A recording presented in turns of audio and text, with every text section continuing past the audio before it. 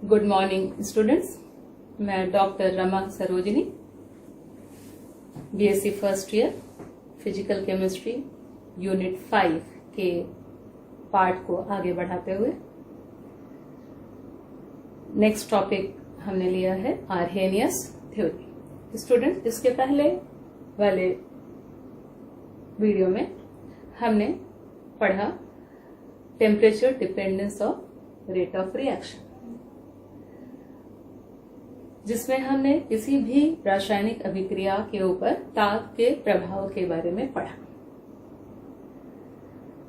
उस प्रभाव का कारण क्या है, इसे जानने के लिए हमने अपने नेक्स्ट टॉपिक आर्हेनियस थ्योरी को लिया है।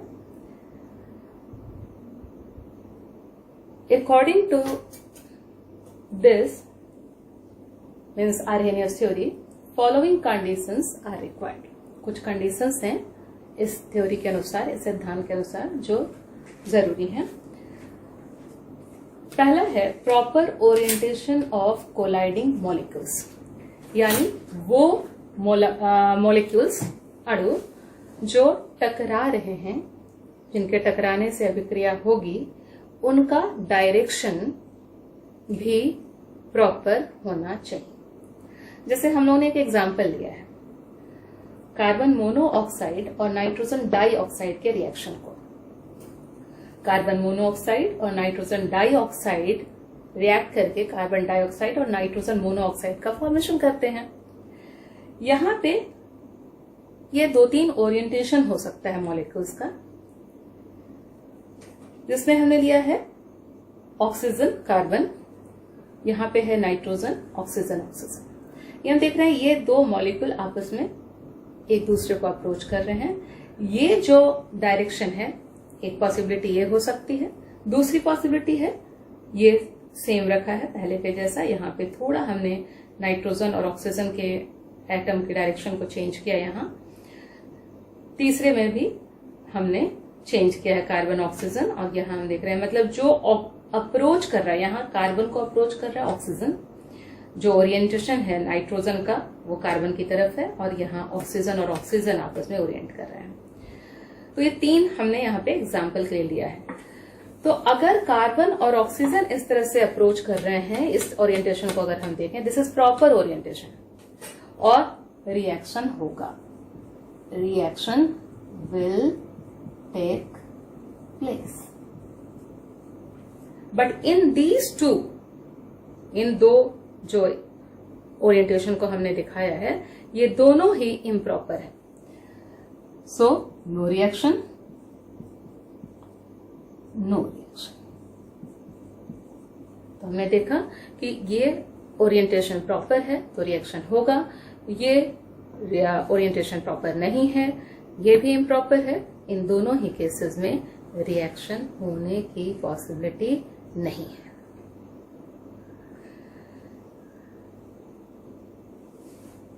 दूसरा जो कंडीशन है, दूसरा कंडीशन जिसमें एनर्जी क्राइटेरिया को लिया गया है।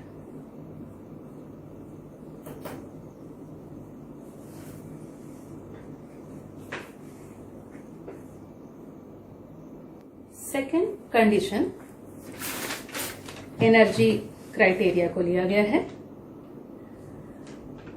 Beside proper orientation of colliding molecule, यानी जो मॉलिक्यूल आपस में टकरा रहे हैं उनके प्रॉपर ओरिएंटेशन के अलावा जो टकराने वाले मॉलिक्यूल हैं उनके पास सफिशिएंट एनर्जी होनी चाहिए, जिससे वो एक्टिवेटेड कॉम्प्लेक्स का फॉर्मेशन कर सकें। सो reacting molecules must have sufficient energy.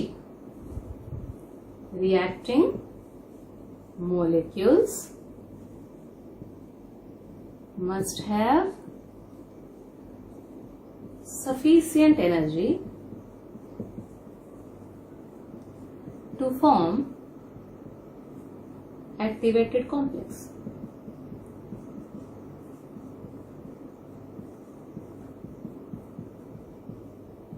सक्रिय संकुल।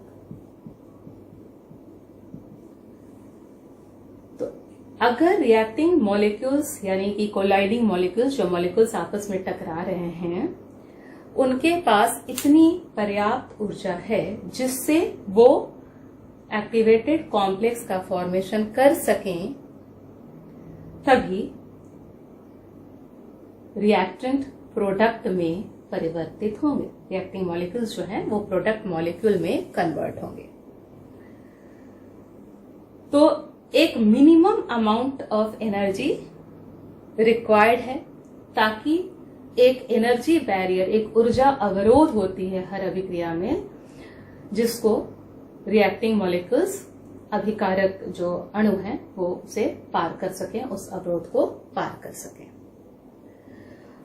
और इसी एनर्जी क्राइटेरिया को कंसीडर करते हुए एक्टिवेशन एनर्जी यानी सक्रियण ऊर्जा का कंसेप्ट दिया आर्हेनियस ने। सो कंसेप्ट ऑफ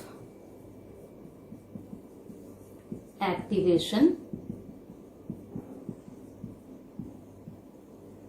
एनर्जी।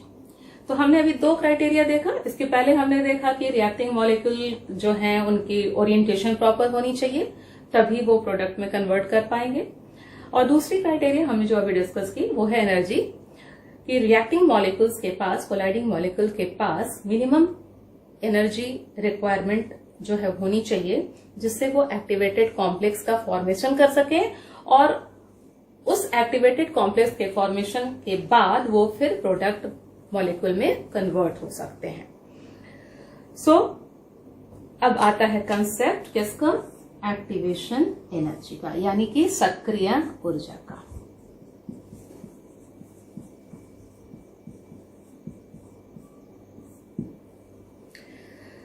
तो according to Arrhenius, the conversion of reactants into product is not down the slope, यानी कोई भी अभिक्रिया अपने आप नहीं हो जाती। कब तक? जब तक कि वो एनर्जी बैरियर यानी ऊर्जा अवरोध को पार ना कर सके। अतः if the reacting molecules cross the energy barrier to form activated complex, then only product molecule will be formed, otherwise the reaction is not possible. अन्यथा यह रिएक्शन संभव नहीं है। So what is energy barrier? Energy barrier क्या है?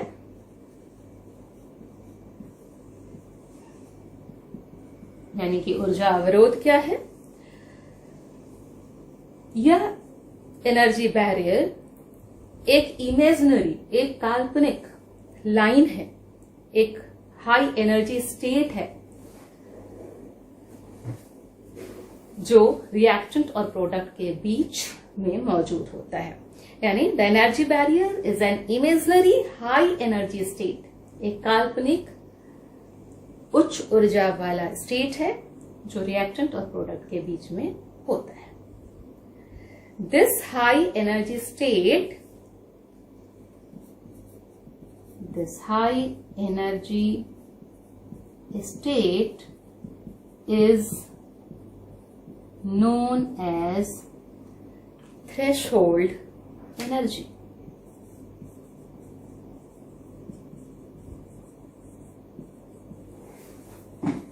Denoted by ET. Hindi में हम इसे देहली ऊर्जा के नाम से जानते हैं। इस चीज को एक्सप्लेन करने के लिए मैंने यहां एक ग्राफ बनाया है।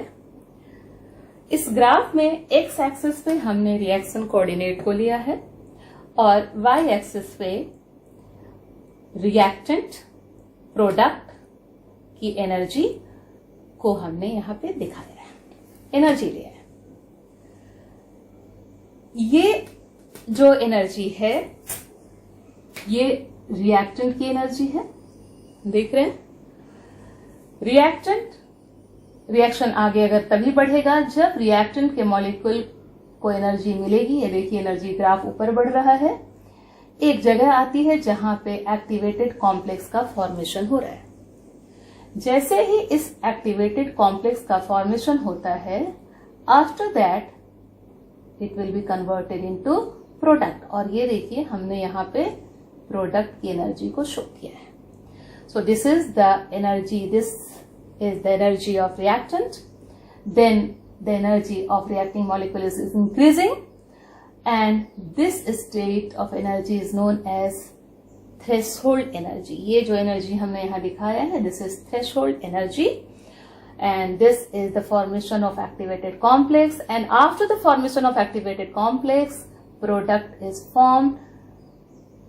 And remember, the energy of reactant as well as the energy of product is always less than the threshold energy. देखिए नीचे आ रहा है।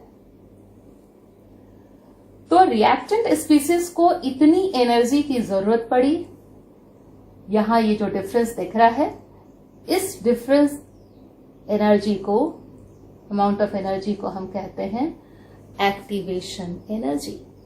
यानी इतनी एनर्जी रिक्वायर्ड है रिएक्टिंग मॉलिक्यूल्स को ताकि वो एनर्जी बैरियर को क्रॉस कर सके, ओवरकम कर सके और एक्टिवेटेड कॉम्प्लेक्स का फॉर्मेशन करके फाइनली प्रोडक्ट में कन्वर्ट हो सके। And this difference between the energy of reactant and product is known as delta E, energy of the reaction, and this is activation energy denoted by EA. So where ER, EP, EP and EA are energy of reactant,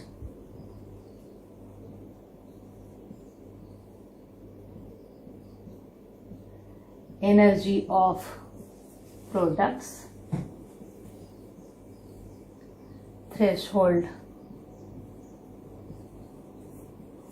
energy and activation energy. तो हमें पता चला कि आखिर ये activation energy होती क्या है।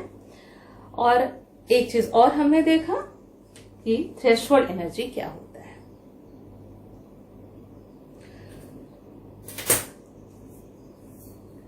तो दोनों के डेफिनेशन को आगे हम प्रोसीड करेंगे।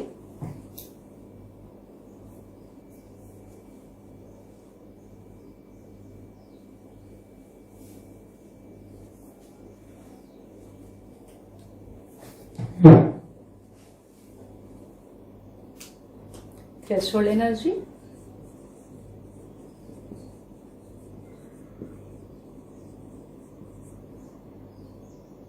threshold energy. This is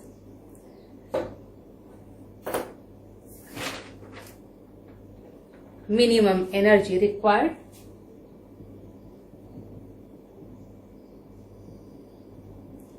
minimum energy acquired by the reacting molecules.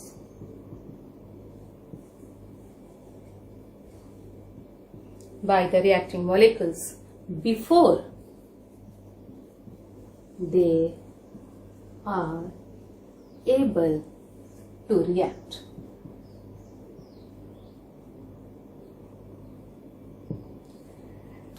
And the reacting molecule having energy, अगर रिएक्टिंग मॉलिक्यूल के पास एनर्जी इतनी मिल जाती है जो कि थ्रेशोल्ड एनर्जी के बराबर हो या उससे अधिक हो, तो उस मॉलिक्यूल को हम कहते हैं एक्टिवेटेड मॉलिक्यूल, यानी कि सक्रिय संकुल। सो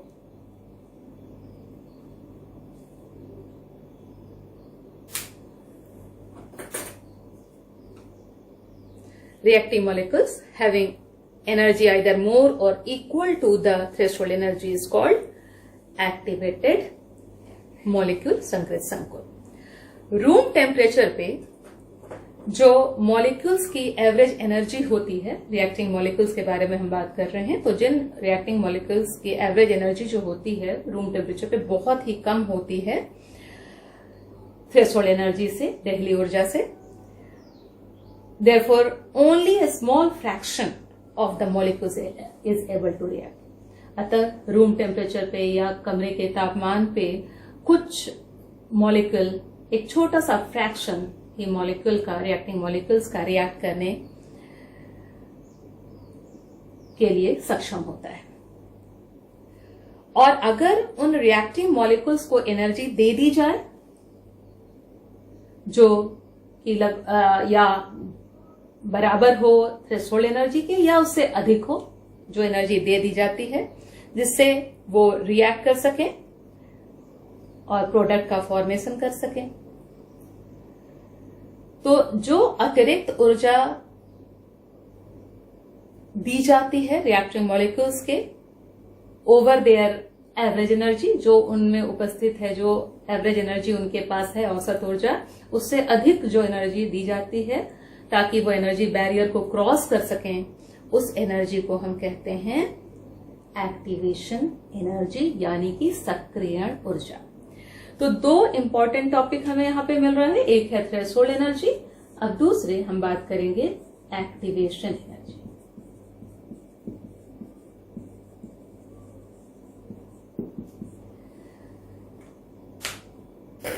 The additional energy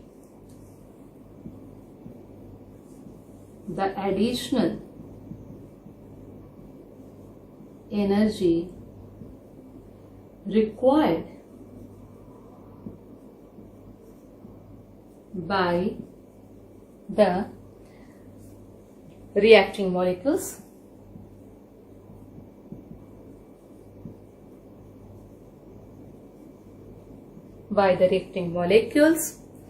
over their average energy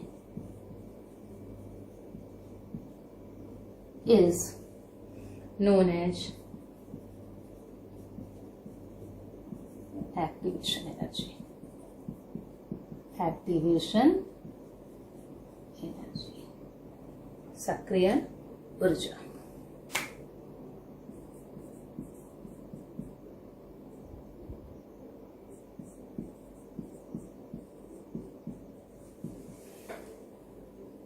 And this is Delhi ऊर्जा। इसे हम इस तरह से रिप्रेजेंट कर सकते हैं, EA यानी कि activation energy equal to ET minus ER। Activation energy, threshold energy minus energy of reactant.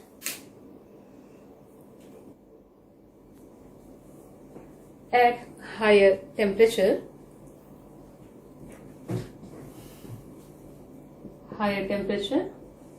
उच्च ताप पे,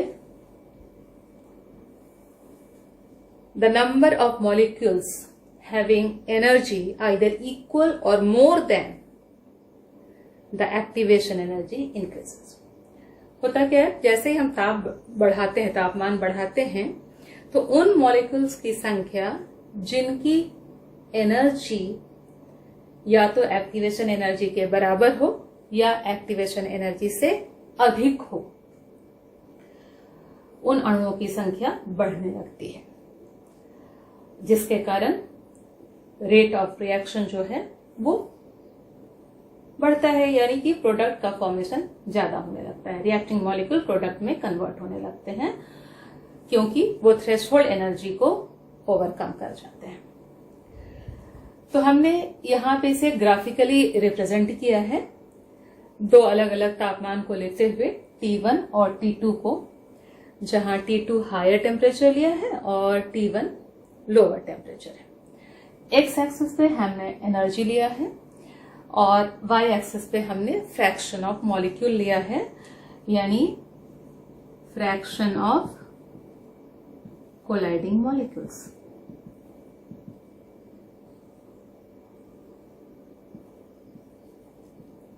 जो मॉलिक्यूल्स आपस में टकरा रहे हैं उनको लिया है। T1 तापमान पे आप देखिए जैसे एनर्जी आप उनकी बढ़ रही है। T1 तापमान है,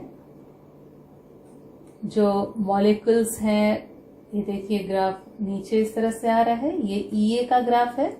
आप देखोगे ये जो फ्रैक्शन ऑफ मॉलिक्यूल है वो T1 तापमान के लिए है, यानी T1 तापमान पे मॉलिक्यूल्स की संख्या जिनके पास कम से कम एक्टिवेशन एनर्जी हो, जिससे वो एनर्जी बैरियर को क्रॉस करके प्रोडक्ट में बदल सकें, वो सिर्फ इतनी है। इस वाई एक्सिस पे हमने लिया है। जबकि T2 तापमान हमने यहां शो किया, T2 is greater than T1। T2 तापमान पे देखिए एनर्जी मॉलिक्यूल्स जैसे जैसे एनर्जी गेन कर रहे हैं उनका फ्रैक्शन बढ़ रहा है, और इस EA को वो कहां पे मीट कर रहे हैं, ये देखिए यहां दिस वन।